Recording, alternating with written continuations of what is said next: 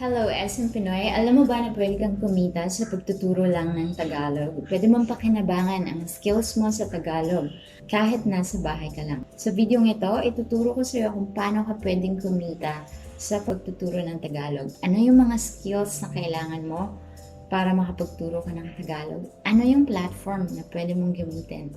At magkano ang pwede mong kitaan? At dahil sinabi ko na yun, magsimula tayo sa proof of payment. At nandito ang proof of payment ko bilang isang Tagalog tutor.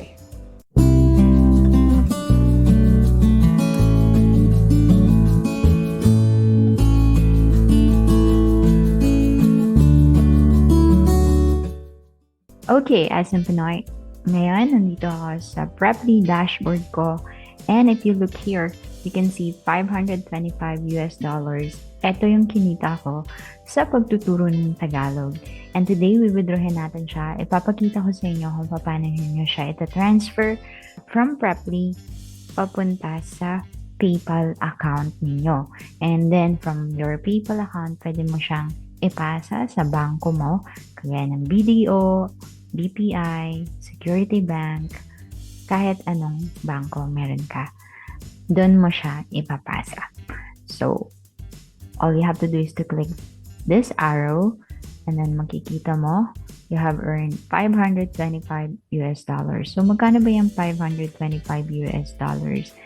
Pagdating sa pesos. So, tingnan natin yung conversion rate ngayon, ngayong araw na to. Tingnan natin yung dollar to peso. So, ang dollar to peso ngayon is $55, 55 pesos and 72. So, $1 is equals to 55 pesos and 72 cents. That's as of today, which is December 4, 2022. So, if we multiply that, so 525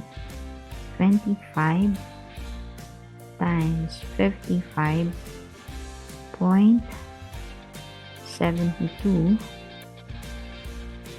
ang equivalent nito is 29,253.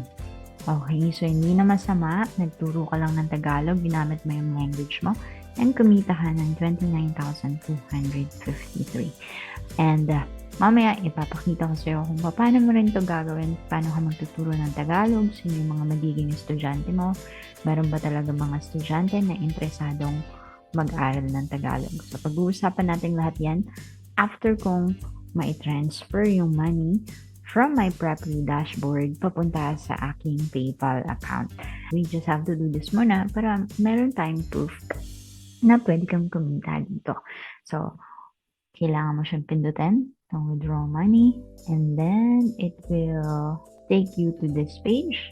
So, sabi dito, verify your withdrawal to proceed. So, kailangan ko siyang i-check sa email ko. Sabi dito, here's your verification code. Okay, so enter natin yung verification code dito. There was a recent attempt to withdraw money from your account. To help us make sure it's you, please use the code 700939. Your security is our top priority, sabi ng Preply. So, enter natin ang 700939, the code, and click natin itong proceed. And so, meron ditong iba't ibang options. At syempre, ako, ang pipiliin ko ay PayPal. So, pindutin ko lang ang PayPal. And then, meron transaction fee na $10.50. Medyo masakit sa bulsa. So, but it's okay. Ganun talaga. And, finally, kailangan kong pindutin tong withdraw earnings. And boom, yan na yun, nakalagay dyan. Payment has been sent. Money will be transferred to your account within 1 hour. Okay. Ang gagawin ko ngayon, i-check ko yung PayPal balance ko para makita ko kung pumasok na yung money doon.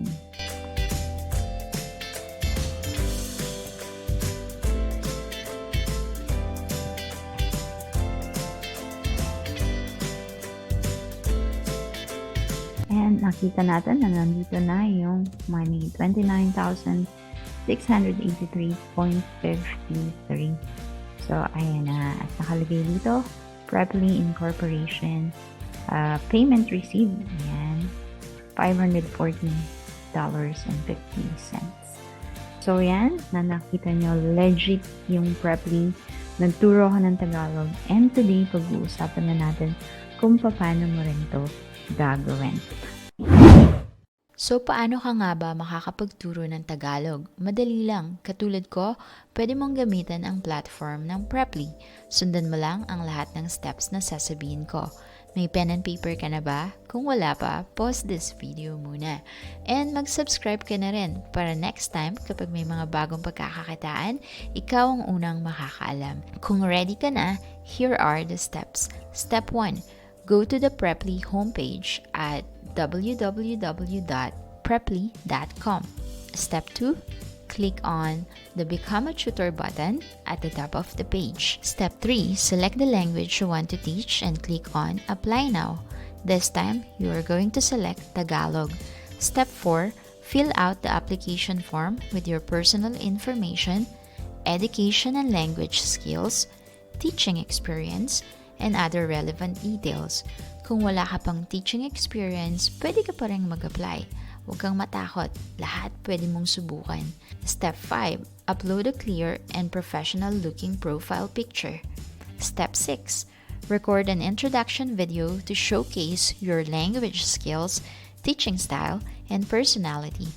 This video should be no more than 2 minutes long. Here's a part of my introduction video. Hi! Magandang araw! Ako si Jonah at tuturuan kitang magsalita ng Tagalog.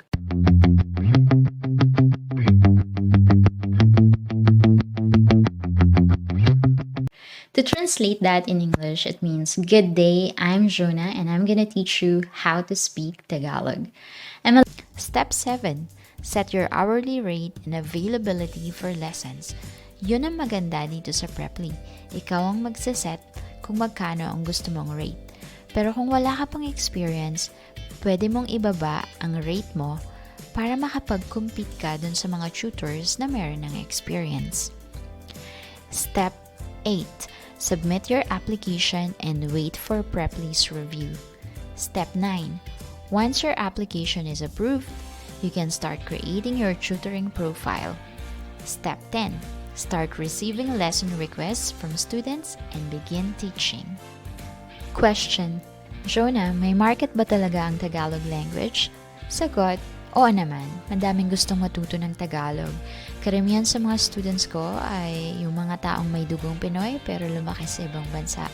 Others are foreigners but they want to visit the Philippines for business and travel. Yung iba naman nandito na. Kung hindi ka pa convinced, here are some messages I often get from my inbox.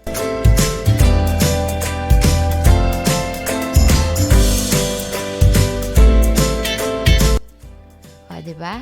Yan ang 10 steps. Madali lang yan. Alam kong kayang-kaya mo. So, gano'n na nga ang gagawin mo para kumita ka dito sa Preply. Kailangan mo lang sundan yung mga steps na sinabi ko sa iyo kanina para kumita ka. Kailangan mo maging matyaga. Kailangan may patience ka sa paghihintay ng first booking mo kasi yun yung pinaka-challenging. Pero once na nasimula na at nakita ni Preply na gusto ng mga estudyante mo, yung klase mo, i-recommend niya yung profile mo. It means na kapag may nag-search ng keywords na Tagalog teacher or learn Tagalog, lalabas yung profile mo. Ibig sabihin magra-rank siya dahil maganda yung performance mo. At pwede mo itong gawing part-time, kagaya ng ginagawa ko. 1 hour a day ko lang ito ginagawa kasi meron din akong full-time job. Pero kahit gano'n, nakakatulong pa rin sa akin yung kinikita ko sa Preply kasi dollars yung payout sa Preply. So, kung nagustuhan mo ang video na to at hindi ka pa subscribers, please subscribe. I think marami pa akong pwedeng i-share sa'yo. So, subscribe now and share this video to your friends. Like, comment kung meron akong matutulong, and sasagutin ko yung mga comment mo. Basta alam ko yung sagot. So thank you so much and I'm gonna say bye-bye for now, but I'll be back and I'm gonna see you in the next video.